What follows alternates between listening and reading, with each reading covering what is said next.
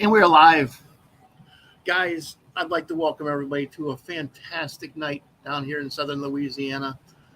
My name is Jay Angel, and you have just tuned into the Let's Talk Fishing podcast. I live in southern Louisiana. The guy I'm having on now lives in a much cooler place to live than I do. He lives down at what I call the coast. Boy, I wish I lived closer to the coast. But I have none other than Michael Guillemet. Michael Guillemet wears many hats.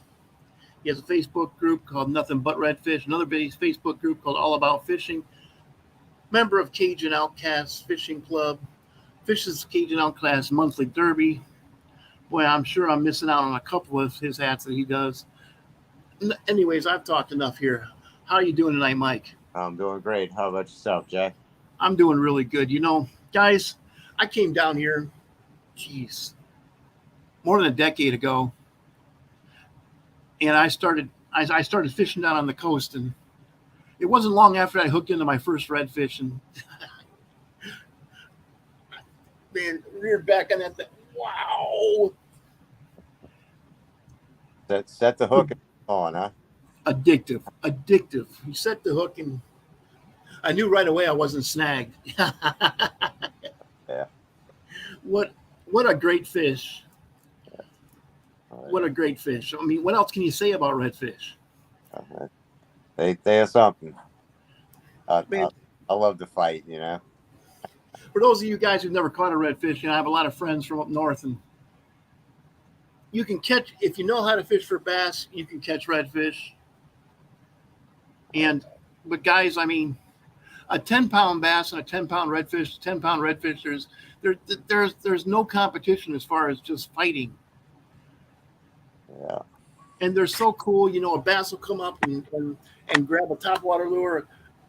Redfish, I've actually seen them come up and turn over and grab a topwater lure. Yeah. Oh, you seen that, Mike? I'm sure you have. Oh yeah.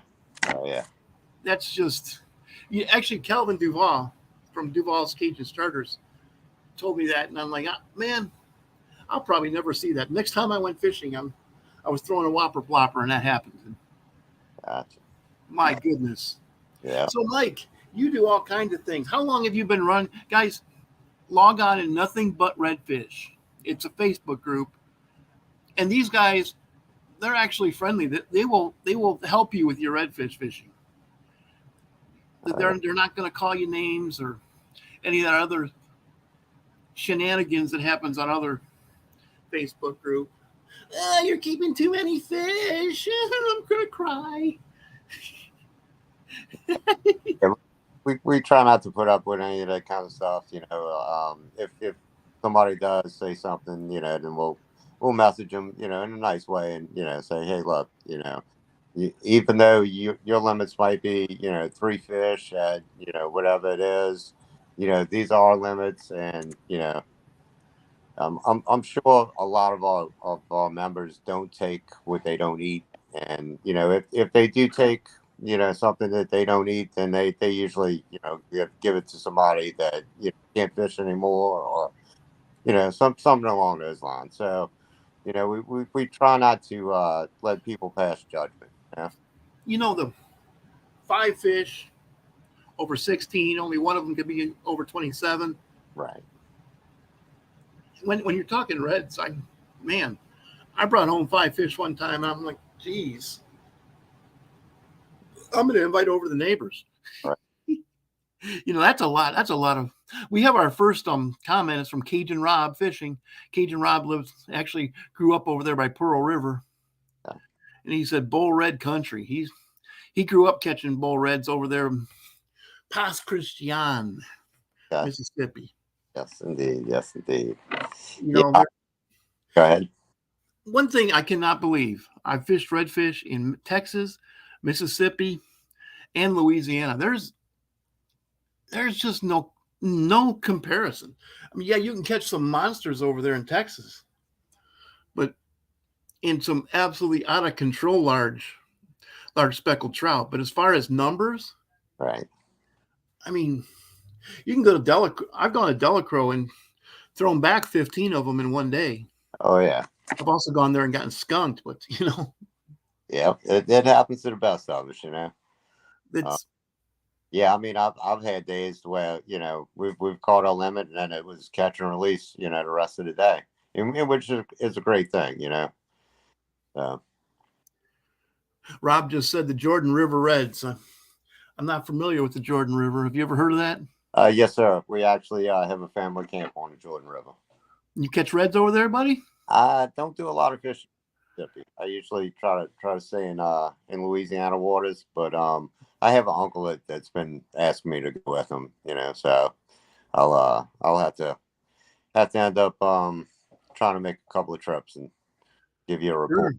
Sure. One thing, man, of course, I was like everybody else when I first started down here. Nobody, growing up in northern Illinois, I didn't know much about fishing the marsh. So, I asked a few of the guys around Morgan City, and they mostly fish freshwater. It's just there's just no real place around there. Right. And they said, well, just grab you some Walmart shrimp and go on out there. Man, I caught hammer,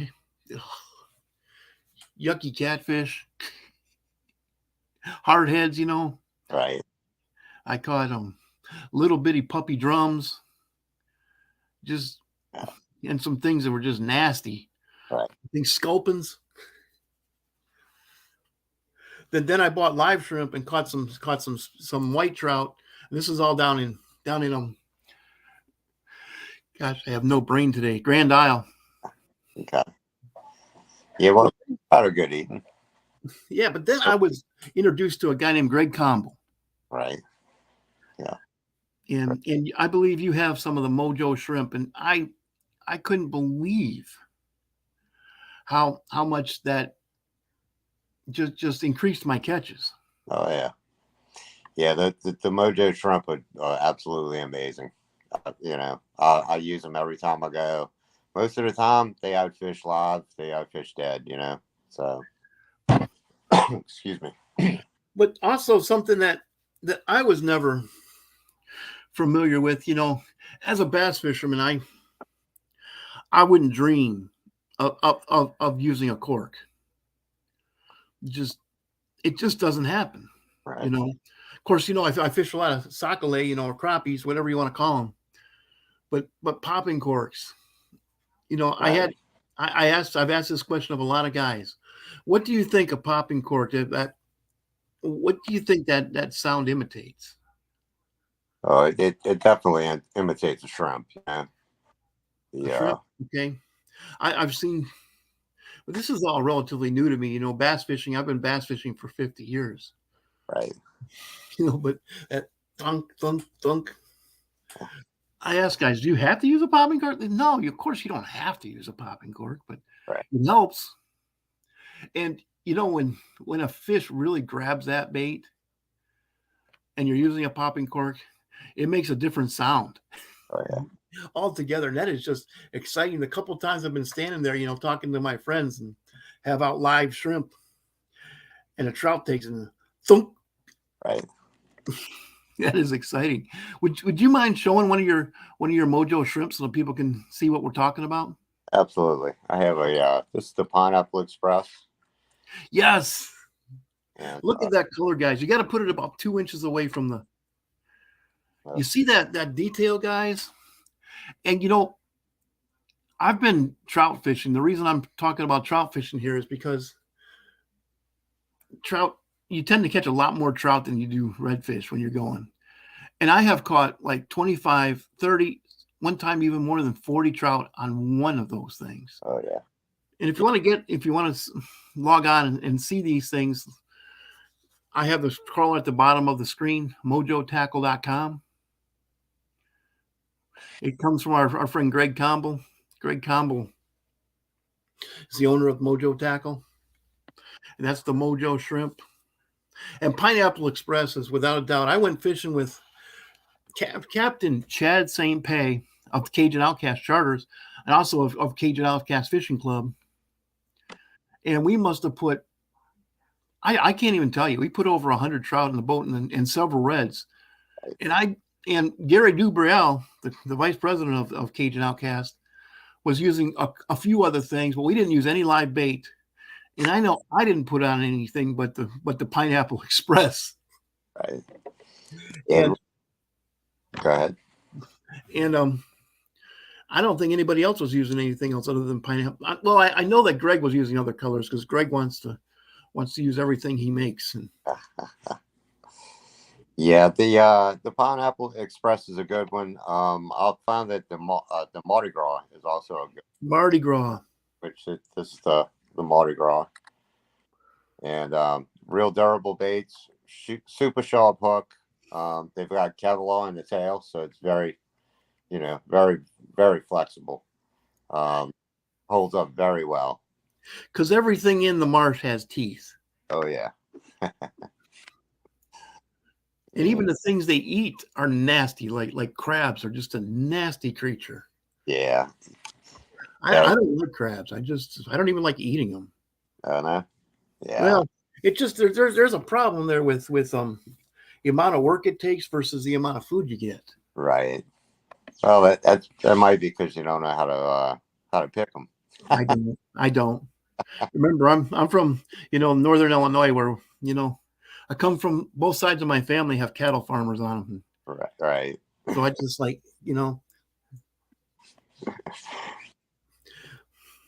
I don't have to fight with a steak. Yeah. But also, I also like to eat crappies and redfish. Indeed. But I tell you, a bunch of fried crappies. Ooh. Yeah. That's living right there. Oh yeah. Yeah. What other kind of baits do you use for redfish, Mike? It's either I use a couple of different baits. I use some paddle tails. I use of course a Mojo shrimp. Dead bait sometimes is Sure. And sometimes the funkier the better. Sometimes I'll take a handful and put it up on the deck of the boat and just let the sun get it funky, and Ooh. those fish smell it and can't resist. So I've always heard that dead bait for the coldest time of the winter. I mean, yeah, I mean, I'll use it year round though. Okay. If they're not biting on live shrimp or the Mojo or paddle tail, then I'll use market bait. So if they're there, Oh yeah. and you just cannot get them to bite, dead shrimp are the ticket then, huh? Oh yeah. But you're going to go down the list before you. Yeah, I usually start off with the Mojo, and 9 times out of 10, that's my go-to. That catches them, that puts them in a boat. So, Mojo Tackle Company, like I said, the Pineapple Express and the Mardi Gras, two of the best productive colors in my tackle box. I also use Undertaker corks. Undertaker corks. Yes, sir. Kenneth Krieger makes Undertaker corks in Slidell, Louisiana. It's a locally made, locally owned company. Good action to them. I don't know if you can hear it, but I mean, real good. Yeah. Very durable.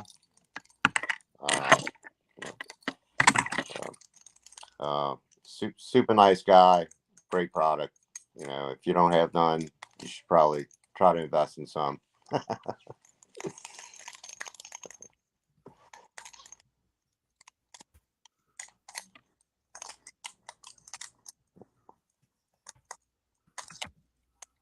Yeah, man. Undertaker corks. I like those too.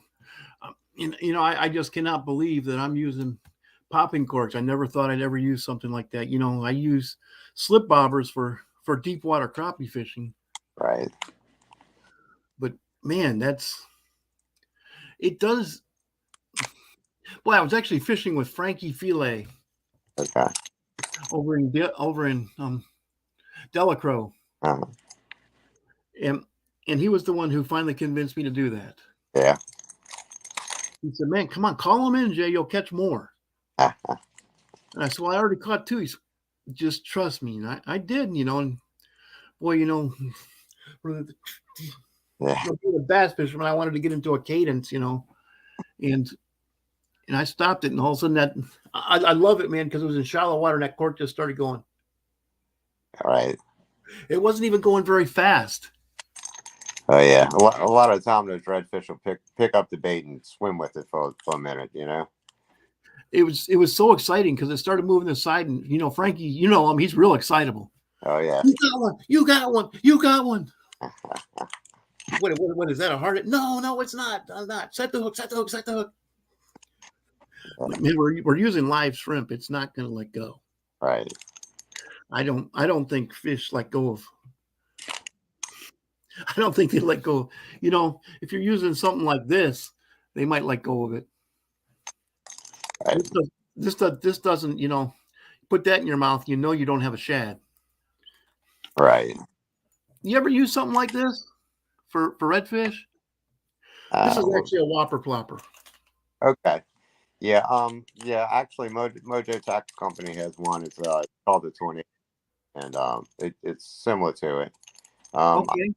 A couple of times, put a couple of fish in a boat, but like I said, my go-to is just either the Pineapple Express or the Mardi Gras. Sure. And for those you guys who don't know, the Mojo Tackle, it looks a lot like a Chapo, which is a Strike King. Strike King's answer to the Whopper Plopper. And yeah, I know that I haven't had the chance to get with Greg yet and get some of those, but I know they're going to work. Oh yeah. In fact, guys, right now, get you some of those Mojo Tackle stuff. Going up to central Louisiana because of shatter spawning. And I'll tell you what, when shatter spawning, the bass are in there just with their big old mouths open and just. It's a good time to catch bass that are probably 3/4 of a pound. Jeez, I can't get through a podcast. Sorry, I just got distracted. I'm being texted. The bass are going to have huge stomachs. They're even the males are going to look like they're pregnant right now because they just gorge before they have to go through that summer. There's just not as much food available, and once the water temperature gets up above 90 degrees. Yeah, my daughter's little boyfriend, he does a lot of bass fishing. He does city park and stuff. He's been catching them on the Tornado. Oh yeah, I bet he has. Oh, yeah. Right now is the time to use that because a lot of the fish are getting done with their spawn and they're getting off their beds. The big girls are hungry because they've been sitting in there trying to. Every little mouth in the lake and pond stream wants to eat those eggs. And of course, Mama Bear isn't going to allow that. So nothing but redfish, guys. All about fishing. I mean, you could also probably find Mike on Cajun Outcast. I want to talk a little bit about Cajun Outcast Fishing Club. I came to one of your derbies. Probably it was 2 years ago now. And I fished a couple of Bassmaster Opens as a co-angler. I fished the BFL as both a co-angler and a pro. I fished dozens of club tournaments up north. Quite a few of them around here too, and that was one of the friendliest competitions I've ever been to. Everybody was just sharing information. Met another boat on the water, and we sat there and talked. Yeah. That doesn't happen in a Bassmaster Open. If another competitor gets too close to you, they're going to yell at you. Yeah, that's part of our southern hospitality, I like that, man. I'm too old to go into to get involved in that super competitive stuff. I'm just. Yeah, and it's usually even if you just not fishing a tournament, if you just go out and you get back to the launch and you talk to some of the guys over there, 9 times out of 10 they'll tell you, oh yeah, we catch them in Lake Robin or Lake Coteau or they'll tell you. They won't give you the exact location because then it's like shooting fish in a barrel, but they'll point you in the right direction. if you launch out of Campo's Marina, Robbie Campo, you ask him, hey man, look, where they catching them? Robbie will tell you, oh yeah, head over there, fish the north side, of Lake Robin, or wherever. And they'll point you in the right direction. And that's usually pretty much any marina down here. But I generally fish Hopedale Shell Beach area, um, so that's my go-to guy. Well, of course, the marine owners, the guys who sell the bait, they want you catching fish. Go and ask them. Right. Because if I'm coming down here and I'm going to try to go out of Campo's Marina and ask them where are they catching fish, and I don't know. Right. Really? Yeah. Man, if I owned the marina, I'd have a big map there. Go out here, over there, down, right there. Yeah. I'd give them GPS coordinates, man. Yeah, when I was growing up, we used to launch at this old man's boat launch, and we'd ask him all the time, hey, Daddy, where they catch them? And he's like, oh, they catch them all over. You just hop around. It's like, Yeah, no, that doesn't work. That doesn't work. But guys, if you're really in a hurry to catch redfish, I was a guide for 17 years up north, and I would tell people, they call me and say, why should I charter you as a guide? I say, well, if you live around here and you really want to learn the lake, spend one day on the water with me, and I will take 3 years off your learning curve. And one of the best guides around here, I've actually fished with them, Captain Chad St. Pay, right, of Cajun Outcast Charters. You can look that up on Facebook, Cajun Outcast Charters, or look up Chad St. Pay Sr. He's man, I went out with him. He's friendly, and that's one thing I like. Right. I've been out with a lot of guides since I quit guiding, and not all of them were friendly. I mean, I'm trying to talk to them, and they're acting like I'm bothering them. Dude, I'm paying $600 to fish. Right. But I went out with Chad. He brought Gary, and man, he was friendly. And on my very first cast, I caught an 18-inch speckled trout, and that's for those of you guys who haven't caught any of those. 18 inches is a big one. Right. Of course, they get a lot bigger than that, but the bass get a lot bigger than 4 pounds too. But I catch a 4-pound bass, I'm going to talk about it for weeks. Yeah, it's funny that you mentioned that you were a guide, and if somebody wanted to learn a lake, go with them, go with you for one trip. Chad actually has a client that from out of state, or actually up north Louisiana, and he's never fished saltwater. And he asked Chad, he's like, look, man, I got my own boat and all. I just need to learn the waters, and need to learn, how to saltwater fish. Yeah. Chad was like, yeah, sure, I'll point you in the right direction. I'll, come on a couple of charters, and I'll show you the ropes. So, and I think the guy's on his second trip now with Chad. So yeah, Chad's actually a great guide. Real hospitable. I mean, I can't say enough good things about Chad. Him and Gary, they put on the Cajun Outcast Fishing Rodeo every month. It's just a bunch of average Joes to get together. Like I said, once a month. $25 entry fee, and depending on how many people enter, depends on how big the pot is. And what you guys bass fishermen will find interesting about this is the fish has to be as close to 27 inches as you can possibly get it without blowing over. Correct. And then they go by weight. Right. So anything, if you bring in a 26 incher, it looks like me, and it weighs 12 pounds. It's a fat fish. You're going to beat out some guy who brought in one that's 26 7/8, right, and weighs 7 pounds and was trimmed. Used to run triathlon in his day. Yeah, they go by weight. So the heavier your fish is, even if it's a 25 inch, 7 pound fish, and somebody catches one 26 and 3/4, and it weighs, 6 pounds. Well, the heavier fish is going to win. So, But that's what I find interesting is it cannot be over 27 inches. right. Yeah. And anything 27 is considered a bull red. And, this is what's considered a slot red. Yes. Yeah. And the bull reds, I'd be lying to you if I told you I have never eaten a bull red, because I have.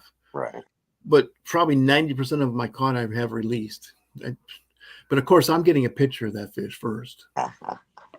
Yeah, the bull reds are fun to catch. I mean, some people like eating. I mean, me personally, I don't. I find them, real strong as far as a bloodline.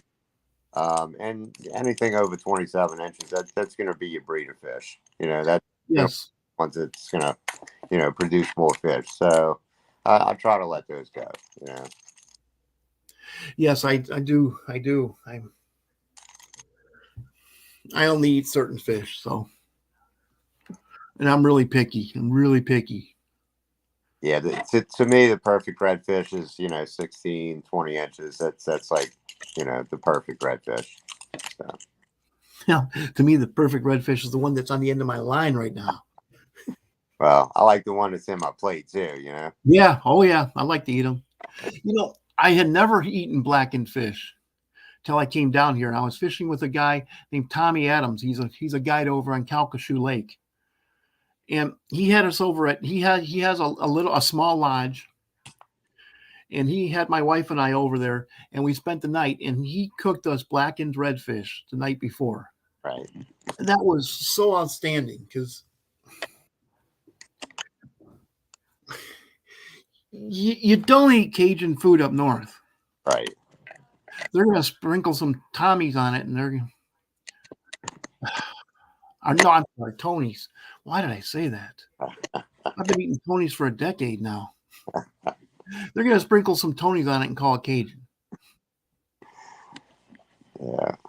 But this guy had lived down there his whole life, and man, it was outstanding. Yeah. So, guys, man, come on down here to Southern Louisiana. Get you a redfish guide. Go out there, Delacroix, Hopedale, Shell Beach. Of course, if you want the big boys, Venice. Yeah, I mean, well, even if you don't hire a guide, come on down here. We have plenty of spots where you can fish with kayak, flatboat, day boat. The world is your oyster when you come down here. And 9 times out of 10, like I said, if you ask wherever you're launching at and where they're catching them, 9 times out of 10 they'll have a map up on the wall, and they'll point to you. And they'll be like, "Hey, man, look, go here, try this spot, try that spot." They'll definitely point you in the right direction. Just, if you've never been out in the marsh before, be mindful of the tides. Ask when low tide's going to be. Right. Because you lose a lot of the water. Lots of the water. Whole area is nothing but mud flats. Yeah. Just, you got to be more careful when you're fishing in the ocean than you do in the. Because I'm used to fishing, I fish the Great Lakes, which is really dangerous. You want waves that come at you from 3 different directions. Go ahead and go out on Green Bay. Mm-hmm. You'll see it. The boat's sloshing around, then you go this way and woo. But the marsh has its own dangers. Just be careful. Know when low tide's going to happen. Right. Make sure you have a GPS so you can get home. Right. Because you can get turned around the marsh really quickly. And I go out with guys like you, Mike. Yeah. It's going to be a couple more years before I feel comfortable enough to go out on the marsh by myself. Yeah. I don't know if y'all use push poles up north, but that's like a big thing to have in your boat here. Just in case the tide does go out, you can always try to push into deeper water. And don't think you can just jump over the side. and Um, push your boat. There might be 3 feet of muck that you can get in it, but getting out of it's something different. oh yeah, you're gonna sink. And there's a suction there too that's just incredible. Oh yeah, And we don't have that up north, and because if you get too far north, the streams are just water flowing over bedrock.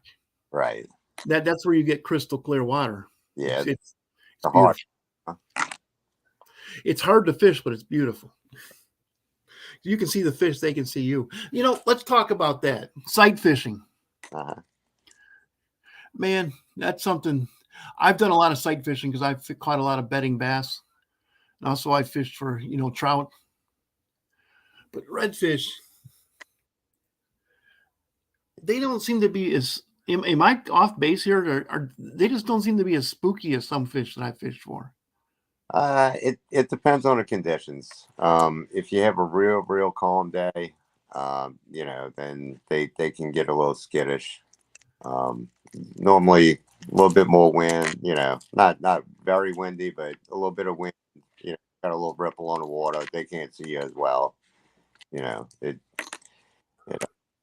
helps out. Okay, when you're sight fishing, you do use popping corks. Normally when I sight fish, I'll just throw a lure. Okay. Either Pineapple Express or the Mardi Gras. There's a couple other lures that I throw. And I would just with my instincts, I would think something like a bladed jig. It's something that's just going like making a lot of vibration. Right. Yeah. So sometimes I'll throw either a silver or gold spoon. Okay, that's kind of a traditional lure for redfish, isn't it? Right. Yeah. Yeah. Normally.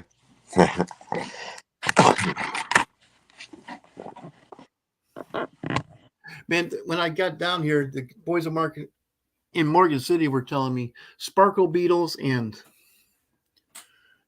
gold spoons. They said you don't need anything else. Yeah. Yeah.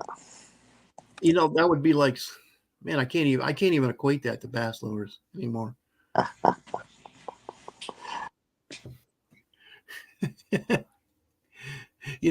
How 1970s of you. We have, I like to kid guys about that, but I have caught reds on both of those lures. Right. Oh yeah, you could definitely. A redfish will pretty much eat anything. As long as the presentation's good, then they're carnivores. Yeah. That was just so exciting. When I was out in Point of Shane, Okay. it was a guy on a veterans trip, and he's telling me, how to sight fish? Oh yeah, man. I pulled it was an underspin with a zoom fluke. And I pulled it right over its back and like dropped it, right over its back and dropped it right down by its, right down by. And man, that thing turned and looked at that thing and grabbed it.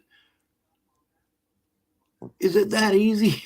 A bass would not have hit that thing. You would have had to have made it mad 5, 6, sometimes 300 times. Right. But man, that thing just it looked at that thing and its whole body tensed up. Wham! I got it. That is so exciting. That's also tailing. Right. Something you guys never fish for redfish. You might see 6 tails out of the water, and that's a redfish. Nothing else has a spot like that. Right. And they're doing that because they're feeding on something on the bottom. Right. So, man, just throw whatever you got, I guess. Yeah. Yeah. Usually in your shallower ponds, you'll find them. Tailing. To where their body's vertical and they're eating something off the bottom, and you can see that tail on the top. In fact, that's one of the ways I fish around Grand Isle. I'll just drive up and down Highway 1. Look at the tails, huh? Looking for tails. I have to have on my glasses to do that, but I can't see the tails without my glasses anymore. And you see a tail, yeah, I've had some close calls doing that. I get this fish distract me, but that's exciting. Also, way when I first came down here, I was working for a company called Oceaneering down in Morgan City, Louisiana, and a lady, one of our logistics managers, told me, I was talking about fishing with her, and she says, here's the keys to my car.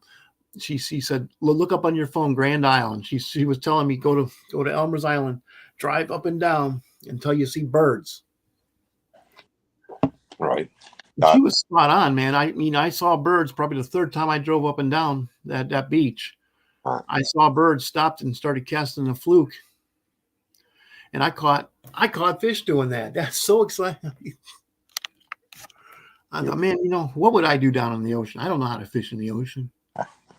What kind of fish were you catching? Speckled trout. Specks under the birds. Yep. Yeah. Oh yeah. Yeah. I don't. Do you look for birds when red fishing too? No, not generally. If I'm speckled trout fishing, then I'll look for the birds. Usually when the birds are diving, they're feeding on shrimp, and where there's shrimp, I'm trying to right underneath them. Okay, but you do look for bait when you're fishing for reds, don't you? I do look for bait. I try not to fish in places where there's too much bait, because then there's a lot of bait for them to choose from. But a pretty good bit of bait, not like I said, not a lot of bait in the water, but I do look for bait. Okay. What else do you look for when you're trying to decide on a place to catch redfish? It all depends on the conditions. Low tides, I usually try to fish your deeper channels, your points, your drop offs, stuff like that. Windy days, I try to tuck back in the marsh. A lot of the time, I'll find clean water back there, whereas deeper spots, more water will be dirty. Okay. You know, but like I said, it all depends on the conditions. And Sure. Sure. Just a guy like me just starting out. What would you tell a guy like me to look for? I'm uh, pretty much going out cold. uh, like I said, it all depends on the conditions. Like I said, on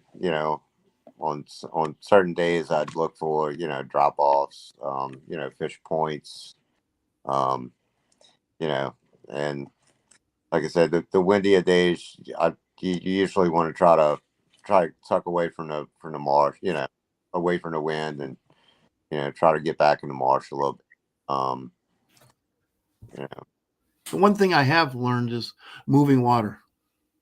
yeah, moving water does help out. I've had some days where the wind was blowing out the west, forcing the water out, and rising tide. So the water's really not moving, because both of them are fighting each other. Oh But yeah, I mean, I've still caught fish. It just makes it a little bit harder when the conditions aren't working with you. So sure does. you got to hop around a lot. Oh yeah, running and gunning. Yeah. Yeah, Well, we're getting on about 40 minutes now, Mike. Would you like to make some shout outs, some thank yous to companies, individuals, clubs? sure would. I'd like to thank Jeff Sands. He runs nothing but Redfish with me. Gary Dubriel, Chad St. P. Pay, Cajun Outcast, Greg Campbell, Mojo Tackle Company, Kenneth Krieger with Undertaker Corks, Paul Bates with Filets All Knives. There you go. I'm sure that there's a bunch of them that I'm forgetting, and if I do, Keith Fussell with Alert Lures. Like I said, I'm sure there's a bunch of them that I'm missing, and for that I do apologize. But we do appreciate everything that all of us for us. Of course, I'd like to give a shout out Thank to you. you. Without you, we wouldn't have this podcast going on right now. Well, thank you. And also, without you, I can't run a podcast like this because I'm not really that interesting. So it helps, man, to have great people to interview. So Yeah. oh, man. So Let's Talk Fishing podcast, man. I'd like to thank you guys for tuning into the Let's Talk Fishing podcast. I'd like to thank my sponsors, Grant Rods, American Bass Club, Shangaloo Outdoors. Now I'm Cajun Lures. I thank you, Mike. I've got to thank Cajun Outcast Charters and Cajun Outcast Fishing Club. Guys, log on to Cajun Outcast Fishing Club. If you live around here, go ahead and contact them. They got a bunch of guys who are willing to take people fishing. And the only way I'm going to get out there for probably the next 2 years. So, Mike, I hope to fish with you soon. Yes, sir. Thank you so much for coming on my podcast. With that, guys, I'm going to end it. You know what? It's Thursday night, guys. It's Thursday night. Make your plans to go fishing. Go out this weekend. Have some fun. It's the spring. It's not 125 degrees yet. Yeah. You only get to do this once. Yes, yet. All right, Jack. Stick around.